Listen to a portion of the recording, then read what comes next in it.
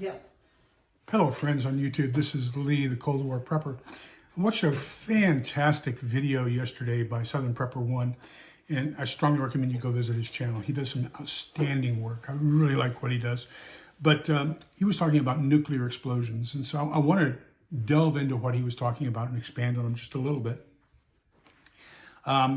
There are a couple delivery systems we need to be worried about. The most common is probably going to be the ICBM, Intercontinental Ballistic Missile. Comes over the polar cap. That's the reason we have NORAD and all these other different air defense systems to kind of mitigate that. So the ICBMs that come over the North Pole, we're probably going to get rid of most of those before they hit. The main concern is going to be submarine-based medium or short-range ballistic missiles that are launched off the coast of New York, the Atlantic coast, the Pacific coast, or the Gulf of Mexico. Now, the heaviest bombs are going to be delivered by the Bear and Bison bombers that the Russians have. The bad news for them is that those are slow, relatively easy to identify, and very susceptible not only to and surface-to-air missiles, but also from combat air patrols. So our aircraft can take those down fairly easily. I'm not worried about the Bears and the Bisons coming through and dropping big bombs on us. I'm more concerned about the submarines off our coast launching. So the ICBMs can hit probably the northern half of the U.S., northern third of the U.S., but the submarines can hit almost everywhere in the U.S. So let's talk about the major types of explosions. There are four that we need to consider we need to take into consideration. The first one is an extremely high altitude explosion, and that's going to be for EMP effects. That's electromagnetic pulse. What they want to do is they want to generate radioactivity to the point where it kind of magnetizes the air, if you will, and sends that magnetic energy down to the earth. And that's going to burn up all of our electric transmission and distribution capabilities. And it may even burn up some other sensitive items, small circuits, controllers from vehicles and stuff like that. There's a lot of debate as to whether that's actually going to happen or not. We won't know until it happens. But I mean, plan for the worst and be thankful if we get the best. There's nothing that you need to worry about. And you may see a spot in the sky, an explosion in the sky, and that's it. And then obviously you don't have any electricity. But they do say that because of our dependence upon electricity, that if that happens, probably 90% of the population will be dead within 1 year because of all of our dependence upon all of the electrical things in our. So make plans for that. The other three, let's talk about, and these are all relative to the surface of the Earth. So you got the surface of the Earth, then you have this fireball, this big explosive thing that happens. If this fireball, when it explodes, never touches the surface of the Earth, okay, that's an air burst. That's what we did on Hiroshima and Nagasaki. So we wanted to use the full effects of light and heat from that explosion. It's equal to the sun, if not greater. And then we take the explosive effect, the blast effect, or the concussive effect of that. And those are the two major components of an air burst. So it's going to melt things. It even melts rocks, concrete. That's how hot it is. And turns it into lava and just crazy. One of the bad things is reflection. I don't know if you've ever been to White Sands in southern New Mexico, close to where I grew up. But when you're boarding on the white sands, don't forget to put sunscreen underneath your chin, underneath your nose, your ears, underneath your eyes, because the sun reflecting off that gypsum comes up and burns you in places you've never been sunburned before. Well, the same thing with a nuclear blast. That light is so intense it's going to reflect off of objects in front of you, even if you're facing away from it, so that if there's a chrome bumper or a mirror or something, even some white stuff might reflect it back into you. Be prepared for that. The best thing to do is stay away from that blast as much as possible, although there's no way to know where it's going to hit. So with that, you're going to have the heat injuries from the heat and the light, and then you're also going to have concussive injuries. Now, so that's going to be your body being thrown around or things being thrown at you or onto you as a result of the explosion. So think you're going to have crushing effects on your body. You're going to have blunt force trauma when things are thrown at you, onto you. You're going to have puncture wounds when they're thrown into you. You're going to have cuts when they're thrown by you and they cut you as they go by. You're going to have abrasions, all this kinds of stuff. So those are going to be your primary concerns for first aid. You're also going to have a lot of broken bones. So make sure you're prepared for those. I'll go into a list of what you can do about that at the end.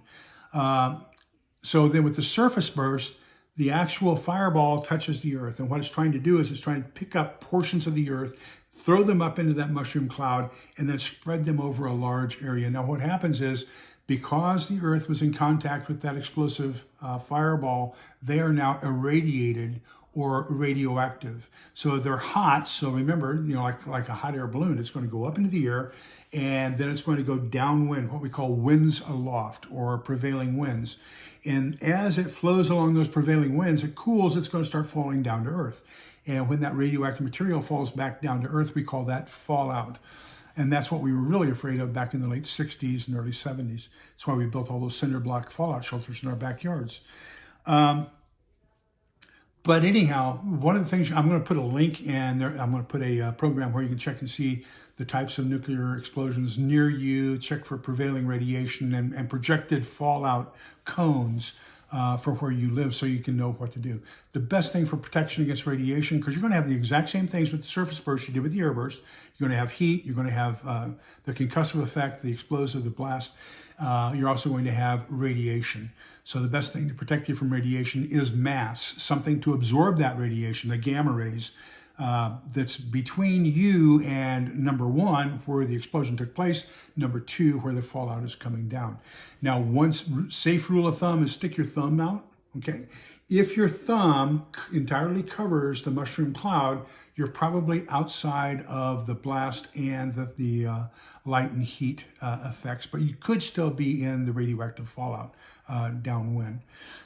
If that blast is bigger than your thumb, seek cover immediately. There's going to be a blast wave coming pretty soon. So the minute you see it, stick your thumb up, measure it, you know whether you need to take cover real quick or not. I'd say take cover anyway. The last one of these is a subsurface burst. So remember, we had the Moab, the mother of all bombs, back in the Iraq War, and that was a big penetrator type bomb, and it was filled with regular bomb material, explosive material. So it went down 40 to 120 feet into the surface of the earth. When it got down there, it blew up. Okay, so hopefully we took out bunkers, caves, or anything with subsurface. We do that against each other, the Russians and we do, and we have penetrators that are going to go down and take out command and control bunkers. They're going to take out our ICBM silos, whatever the case might be. And with that, what you want to be concerned with is you're not going to have that much of a light and heat effect, because it's going to be subsurface, it's going to be directed upwards. You're also not going to have that much of a blast effect. That's going to be contained by the ground and go upwards. However, what else is going to go upwards? All that massive amount of earth and rock and stone is going to be radioactive. It's going to throw it up into the air. You're going to have humongous radioactive fallout from that. So that's what you have to be concerned with that. You're not going to have to worry about the other two types of first aid for the wounds and for the burns. Your primary concern here is going to be fallout, radioactive fallout. If there are no medical facilities available, if there's no one trained in how to take care of radioactive or radiation poisoning, then my advice is just to stay with the person, keep them as comfortable as possible during their last couple days at the max, or last couple weeks. So those are the four types of bursts. You have the EMP, which is ultra high. You have the air burst, which does not come in, where the fireball does not come in contact with the earth. You have the surface burst, where the fireball does come in contact with the earth. Then you have the subsurface burst, where the fireball is below the surface of the earth. Now the one that scares me the most, and I would like for you to go back with me for a minute to the Edward R. Murrow building in Oklahoma City, where Timothy McVeigh took that truckload of, I believe it was ammonium nitrate, and exploded it, and it was just a regular homemade explosive device. Well, imagine if he had surrounded that with something metallic, then that would have turned it into kind of like a big pipe bomb. You would have had all the shrapnel to boot. Now replace that shrapnel, or think of a hand grenade.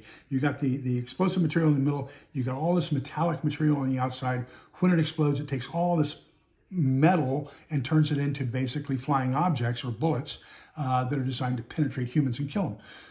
So now, take that explosive device and enshroud it in something radioactive. So just take a whole bunch of rods from a nuclear power plant or portions of radioactive waste from medical care or any other kind of radioactive materials and pack those into that bomb and then set it off and it goes out, you're going to have only the blast and only the light and heat of that explosive device itself, which, although it can be significant, as we saw in Oklahoma City, is not as significant as a nuclear explosion. But you're going to have this massive amount of radioactive material being thrown out and contaminating everything in the immediate vicinity. You're going to have a high radioactive fallout in that immediate vicinity. It's very contained. You're not going to have a whole bunch of fallout because there's not going to be that much going up into a radioactive cloud. So you don't have to worry about that. You're just going to be worried about that one area. Now, it's very concentrated and it's very high concentration of radioactivity. So imagine where that would have its greatest effect in a large gathering of people. And we do have a large gathering of people or two coming up in the near future. So with that, I want to say, keep your eyes open. We don't know what's coming across our southern border. We have no control over it. We don't know what has come across. We don't know what has not come across. So I'm going to beg you, please keep your eyes open. If you see something suspicious, call the appropriate authorities and let them know that something's suspicious and what it is, why you think it's suspicious, and where you think it is.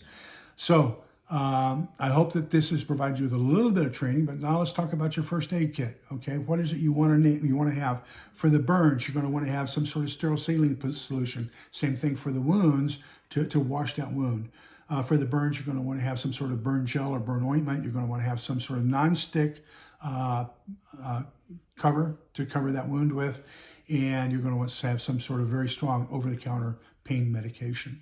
For the trauma that you're going to have from the blast effects, broken bones, puncture wounds, head trauma, concussions, crushing effects, you're going to want to have all kinds of regular first aid equipment to treat puncture wounds and bleeding and abrasions, broken bones, splinting materials. You're going to want to have sterile saline so you can wash the wound. You're going to have plenty of bandages and dressings. You're going to want to have splints. You're going to have some sort of topical antibiotic. You're going to want to take care of that person with pain relief, also with ibuprofen or anything like that. So with that, hope I haven't depressed you, but I just want to give you some ideas on some things you can do. Remember, if you see something suspicious, report it immediately. So with that, this is the Cold War Prepper signing off, and I wish you a blessed day. Take care.